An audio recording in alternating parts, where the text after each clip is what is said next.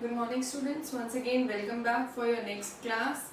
In the last video we have discussed about the radioactivity, discovery of radioactivity, जिसमें हमने 3 race के बारे में पढ़ा, अल्फा, बीटा एंड गामा. अब हम थोड़ा सा एलैबोरेट करके उन रेस के बारे में alpha emission, beta emission and gamma emission, इन पार्ट्स को हम डिस्कस करेंगे. First of all we are going to discuss about the alpha emission. देखिए, अल्फा एमिशन में के दौरान कौन से पार्टिकल्स एमिट करते हैं, that is alpha particles. Alpha emission के दौरान कौन से पार्टिकल्स इजेक्ट आउट करते हैं, दैट इज अल्फा पार्टिकल्स. देखिए, जो अल्फा पार्टिकल्स हैं उनको हम बोल सकते हैं 2 protons plus 2 neutrons. Alpha particles actually है क्या, 2 प्रोटॉन्स प्लस 2 न्यूट्रॉन्स. इनको हम रिप्रेजेंट करते हैं, मतलब 2 इसका क्या हो गया, नंबर ऑफ प्रोटॉन्स. हाँ जी, मास नंबर क्या होगा, number of proton plus number of that is 4. तो इसका मास नंबर कितना हो गया, 4. ठीक है जी. क्या बोला मैंने, अल्फा एमिशन के दौरान जो अल्फा रेज एमिट होती है उसमें कौन से पार्टिकल्स होते हैं, alpha particles. These alpha particles have 2 protons and 2 neutrons, जिनको हम रिप्रेजेंट कैसे करते हैं, अल्फा. यहाँ क्या आ जाएंगे, number of protons that is equals to atomic number, और यहाँ क्या आएगा, मास नंबर. मास नंबर क्या होता है, number of protons plus number of neutrons. इसको हम क्या बोल सकते हैं, इसको हम और बोल सकते हैं हीलियम न्यूक्लियस. इसको हम और क्या बोल सकते हैं, हीलियम न्यूक्लियस. देखिए जी, हीलियम न्यूक्लियस क्यों बोला जा रहा है इसको यहाँ पे. अगर हम हीलियम की बात करें, हीलियम के पास 2 प्रोटॉन्स होते हैं और 4 उसका क्या होता है, मास नंबर. अगर हम हीलियम की बात करें, हीलियम के पास नंबर ऑफ प्रोटॉन्स कितने होते हैं, 2, और उसका मास नंबर कितना होता है, 4. अब देखिए, तो ये चीज बोली जा सकती है कि इसको ऐसे लिखा जा सकता है, लेकिन ये हीलियम एटम नहीं है. ये एलिमेंट हीलियम का एटम नहीं है. रीजन, क्योंकि हम बात सिर्फ किसकी कर रहे हैं, जो हीलियम का एटम होगा, हीलियम के एटम के पास न्यूक्लियस होगा, और न्यूक्लियस के अलावा आउटर मोस्ट शेल में 2 इलेक्ट्रॉन रिवॉल्व कर रहे होंगे. न्यूक्लियस के बाहर जो आपका के शेल होगा उसके अंदर 2 इलेक्ट्रॉन्स प्रेजेंट होंगे.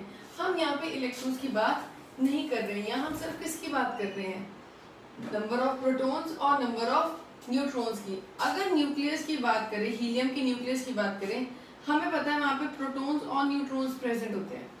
किसी भी एलिमेंट के न्यूक्लियस में क्या प्रेजेंट होते हैं, प्रोटॉन्स और न्यूट्रॉन्स. अभी हीलियम का न्यूक्लियस है, ऐसा क्यों, क्योंकि यहाँ पे 2 प्रोटॉन्स हैं और 2 न्यूट्रॉन्स हैं. तो that's why we are saying that कि जो अल्फा पार्टिकल है उसको हम हीलियम न्यूक्लियस भी बोल सकते हैं. देखिए, जो अल्फा पार्टिकल है, ठीक है जी, अल्फा पार्टिकल के पास जो चार्ज होता है दैट इज +2 यूनिट्स. ठीक है जी, अल्फा पार्टिकल पे जो चार्ज होता है दैट इज +2 यूनिट. और ये जो चार्ज है अल्फा, बीटा, गामा में से सबसे हाईएस्ट चार्ज है. अल्फा पार्टिकल पे जो चार्ज होता है दैट इज कितना, +2 चार्ज, और ये जो चार्ज है अल्फा, बीटा और गामा में से सबसे हाईएस्ट चार्ज है. देखिए, और हम क्या बोल सकते हैं, it has maximum ionising power. एक बात और की जाती है, जो अल्फा, बीटा, गामा में से अल्फा पार्टिकल्स हैं, अल्फा पार्टिकल्स की जो आयोनाइजिंग पावर है दैट इज मैक्सिमम. देखिए, ऐसा हो क्यों रहा है, जो गैस के आसपास क्या होती है, गैस प्रेजेंट होती है. अब ये है कि देखिएगा, न्यूक्लियर फिनोमेना में जो आसपास गैस प्रेजेंट होती है, उस गैस में से क्या होता है, ये पार्टिकल्स, कुछ पार्टिकल्स इजेक्ट आउट होते हैं. वो कह रहा है कि इसका चार्ज हाइयर होने की वजह से ये जब उन गैसेस के साथ टकराती है, अल्फा पार्टिकल्स का चार्ज हाइयर होने की वजह से ये जब वो प्रेजेंट गैसेस के साथ टकराती है तो उन गैस को क्या कर देती है, चार्ज, उस गैस के पार्टिकल्स को या एटम्स को क्या कर देते हैं, ये चार्ज कर देते हैं. अब मैंने क्या बोला, अल्फा पार्टिकल्स का हाईएस्ट चार्ज होने के कारण जो आसपास गैस प्रेजेंट है, ये उस गैस के पार्टिकल्स को क्या कर देते हैं, चार्ज कर देते हैं. तो चार्ज करने की वजह से क्या है, these have the maximum ionizing power. ठीक है, हम ये भी बात बोल सकते हैं कि alpha particles when strike with the gas, alpha particle जब गैस के साथ स्ट्राइक करती है तो वो गैस को क्या कर देती है, आयनाइज, और गैस को आयनाइज कर देती है, उसके पार्टिकल्स को आयनाइज कर देती है। इस वजह से बोला जाता है कि जो अल्फा पार्टिकल्स हैं they have highest ionising power. देखिए अभी तक क्या डिस्कस किया, अल्फा मिशन के दौरान हमारे पास अल्फा पार्टिकल्स हैं। अल्फा पार्टिकल्स होते क्या है, 2 प्रोटॉन्स प्लस 2 न्यूट्रॉन्स। इनको हम कैसे रिप्रेजेंट कर सकते हैं, अल्फा यहाँ क्या आएगा, atomic number that is equal to number of protons 2, यहाँ पे क्या आएगा, मास नंबर। मास नंबर क्या होता है, number of protons plus number of neutrons that is equal to 4। इसको हमने हीलियम न्यूक्लियस से बोला है, दैट मींस इसको हम ऐसे भी रिप्रेजेंट कर सकते हैं। हीलियम न्यूक्लियस क्यों बोला है, क्योंकि हीलियम के न्यूक्लियस के अंदर क्या प्रेजेंट होते हैं, 2 प्रोटॉन्स प्रेजेंट होते हैं और 2 न्यूट्रॉन्स प्रेजेंट होते हैं, that's why it is known as helium nucleus. और हम क्या कहें, और इस पार्टिकल्स के बारे में क्या बात पता चली, ये पार्टिकल्स पे हाईएस्ट चार्ज प्रेजेंट होता है, that is +2 charge. Alpha beta gamma में से अल्फा पार्टिकल्स पे जो चार्ज होता है that is the highest charge.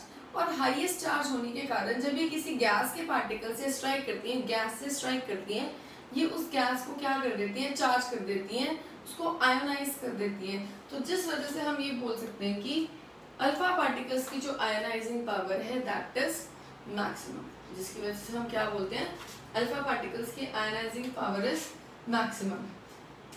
देखिए जब हमने डिस्कवरी ऑफ रेडियो एक्टिविटी में अल्फा रेस के बारे में पढ़ा था, और वहां पे हमने पढ़ा था कि इनका चार्ज होता है +2 और इनका मास होता है that is 4 AMU, 4 atomic mass unit. बहुत हैवीएस्ट पार्टिकल है, this is the heaviest particle.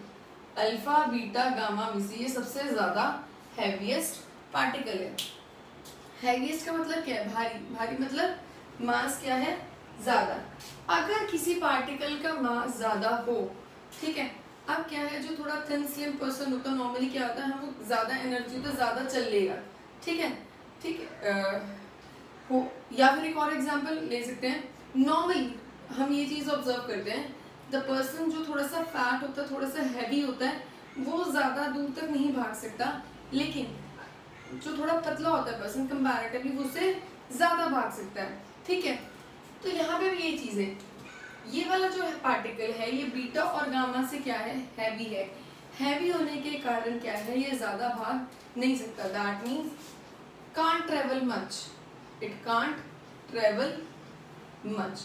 अगर ये ज्यादा चल नहीं सकता, चलो मान लेते हैं दोनों इक्वल चलते भी हैं, ठीक है, होगा क्या, जो ये पार्टिकल है हैवी होने के कारण इसकी स्पीड क्या होगी, कम। हैवी होने के कारण इट हैज लेस स्पीड। क्या बोला, अल्फा पार्टिकल्स का मास कितना है, 4 AMU। Alpha beta gamma particles में से अल्फा पार्टिकल्स का जो मास है दैट इज हैवीएस्ट। हैवी मास होने के कारण, भारी होने के कारण ये ज्यादा दूर तक नहीं चल सकता। ज्यादा दूर तक ना चलने का मतलब क्या, कंपैरेटिवली इसकी स्पीड भी क्या है, कम। कंपैरेटिवली इसकी स्पीड भी क्या है, कम। स्पीड कम होने की वजह से it can not penetrate easily, ये इजीली पेनिट्रेट नहीं कर सकता। पेनिट्रेट मींस किसी के अंदर इजीली एंटर नहीं कर सकता। कोई चीज बहुत स्पीड से आएगी ना, एकदम से अंदर एंटर कर जाएगी, लेकिन अगर स्पीड कम होगी तो एंटर करना क्या होगा, मुश्किल। अगर स्पीड कम होगी तो एंटर करना क्या होगा, मुश्किल। तो हम ये बात बोल सकते हैं कि जो अल्फा पार्टिकल्स हैं हैवी होने की वजह से, because of being the heaviest particle, because of its highest mass, heaviest particle highest mass होने की वजह से इसकी स्पीड क्या हो जाती है, कम। और स्पीड कम होने की वजह से ये इजीली पेनिट्रेट नहीं कर पाता। तो हम ये बात बोल सकते हैं it has least penetrating power.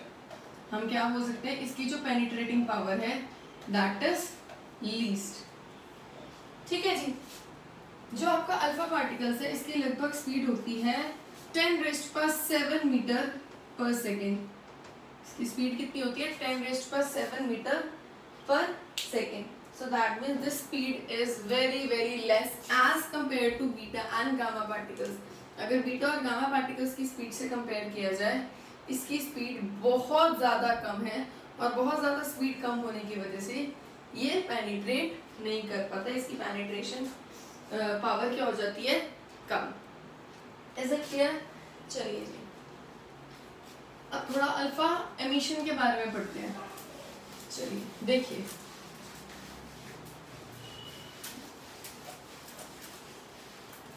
देखिए हम क्या कंसीडर कर लेते हैं, एक रेडियो एक्टिव न्यूक्लियस कंसीडर कर लेते हैं। लेट अस कंसीडर सम रेडियो एक्टिव न्यूक्लियस Z, जिसका एटॉमिक नंबर कितना है 92 और मास नंबर है 236।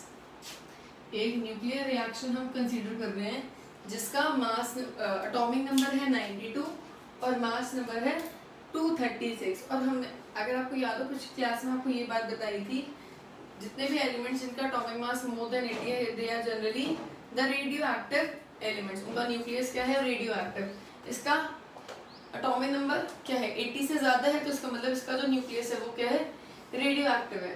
अब इस रेडियो एक्टिव न्यूक्लियस में से एक पार्टिकल निकलता है, दैट इज अल्फा। इस रेडियो एक्टिव न्यूक्लियस में से एक पार्टिकल निकलता है, दैट इज अल्फा। ठीक है, अल्फा क्या होता है, 2 एटॉमिक नंबर 4 मास नंबर। ठीक है जी, क्या हुआ, जब यहाँ पे न्यूक्लियर प्रोसेस हुआ तो इस न्यूक्लियस में से एक पार्टिकल निकला, दैट इज अल्फा। और अल्फा का एटॉमिक नंबर कितना होता है 2 और मास नंबर 4।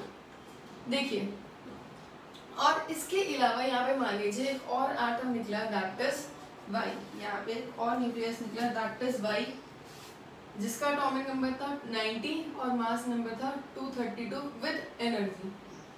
कोई भी न्यूक्लियर रिएक्शन होगी तो एनर्जी रिलीज होगी ही होगी। When any of the nuclear phenomena take place, energy will be released. अब देखिए, न्यूक्लियर फिनोमेना के बारे में एक चीज कही गई कि जो आपका किसी भी न्यूक्लियर रिएक्शन में आप ये बोल सकते हैं total atomic number and mass number remain से। पूरी रिएक्शन में, in the complete reaction, total atomic number and total mass number, total atomic number and total mass number remains same. इस बात को हमने ध्यान रखना है। देखिए कैसे, इस तरफ एटॉमिक नंबर कितना है 92। अब यहाँ पे जो 2 प्रोटॉन्स हैं वो किसने ले लिए थे, अल्फा ने, 2 प्लस 90। अगर ये इसका ही है, हमें ये, अगर मान लो हमें ये पता है कि अल्फा निकलना है, तो दूसरा कौन सा निकलेगा वो हम कैसे डिसाइड करेंगे। जितना भी एटॉमिक नंबर है उसमें से अल्फा के 2 ये माइनस करके जो भी होगा वो आपका क्या हो जाएगा, एटॉमिक नंबर। और मास नंबर क्या होगा आपके, इसके मास नंबर में से अल्फा का 4 मास नंबर निकल गया, बाकी कितना बचा वो इस एलिमेंट का मास नंबर होगा। दैट मीन्स कोई भी न्यूक्लियर रिएक्शन होती है उसमें रिएक्टेंट साइड और प्रोडक्ट साइड में जो टोटल एटॉमिक नंबर, वो डिवाइड हो जाए 4 चीजों में बेशक, टोटल एटॉमिक नंबर और टोटल मास नंबर क्या होगा, सेम। देखिए 92 है इधर, 90 + 2 92। यहाँ पे मास नंबर कितना है 236, 232 + 4 मतलब 236। तो दैट मीन जब भी अल्फा एमिशन होगी, सिर्फ अल्फा एमिशन की बात कर रही हूँ, जब भी अल्फा एमिशन होगी तो जो एटॉमिक नंबर है, एटॉमिक नंबर को रिप्रेजेंट करते हैं Z से। एटॉमिक नंबर डिक्रीजेस बाय 2 और ये क्या है मास नंबर, मास नंबर को रिप्रेजेंट करते हैं A से। Mass number in decreases by 4। जब भी कोई न्यूक्लियर रिएक्शन होगी और उसमें अल्फा पार्टिकल का एमिशन होगा, उस टाइम पर टोटल एटॉमिक नंबर और टोटल मास नंबर क्या रहेगा, सेम रहेगा। बट जो आपका इधर रिएक्टेंट साइड पे पेरेंट न्यूक्लियस है उसमें से जो एटॉमिक नंबर की वैल्यू है that would decrease by 2 and mass will decrease by 4। क्योंकि अल्फा पार्टिकल तो यहाँ पे जो मर्जी हो, अल्फा पार्टिकल हर बार ये रहेगा, तो हर बार यहाँ पे एटॉमिक नंबर का डिक्रीज कितना होगा 2 का, और मास नंबर का डिक्रीज कितना होगा 4 का। Is it clear? चलिए, so this was all about the alpha emission. In the next video we will study about the beta emission. So thank you so much.